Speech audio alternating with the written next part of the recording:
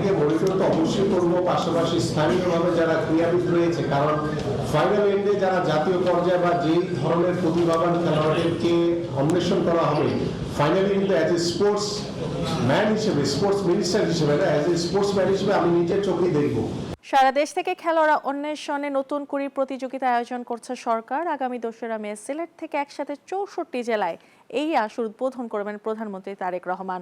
8টি ডিসিপ্লিন থেকে বাছাই করা হবে খেলোয়াড়। 12 থেকে 14 বছরের কিশোর কিশোরীরা এতে অংশ নেবে।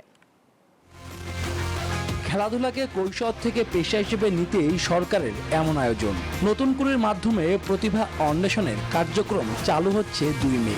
সিলেট থেকে 64 জেলায় নতুন কুড়ি স্পোর্টসের উদ্বোধন করবেন প্রধানমন্ত্রী তারেক রহমান। একসঙ্গে প্রত্যেক জেলায় এলইডি স্ক্রিনে প্রচার করা হবে এই অনুষ্ঠান। Cricket, football, athletics, kabaddi, badminton, দাবা, কারাতে ও সাঁতার, এই 8টি খেলা থাকছে এবারে প্রতিভা অন্বেষণে। 12 থেকে 27 এপ্রিল পর্যন্ত নতুন কুড়ি স্পোর্টসের জন্য নিবন্ধন করেছে 1,60,779 জন কিশোর কিশোরী। উপজেলা, জেলা, অঞ্চল ও জাতীয় পর্যায়ে এই 4 ধাপে হবে বাছাই। এরপর পুরো দেশকে ভাগ করা হবে 10টি অঞ্চলে।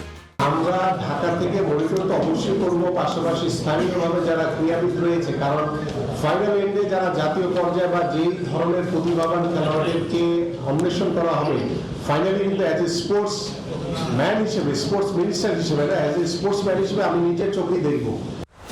12 থেকে 14 বছরের কিশোর কিশোরীরা অংশগ্রহণ করতে পারবে এই আসরে। 2012 সালের 2 মে থেকে 2014 সালের 2 মের মধ্যে জন্মগ্রহণকারীরা এতে অংশ নিতে পারবে।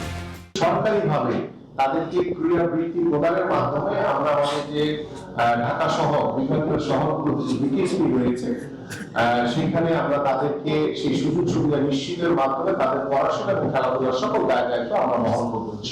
এই প্রতিযোগিতা থেকে উঠে আসা সেরাদের জন্য রয়েছে দীর্ঘমেয়াদী পরিকল্পনা। তাদের হাত ধরে তৈরি হবে ডিসিপ্লিনগুলোর পাইপলাইন।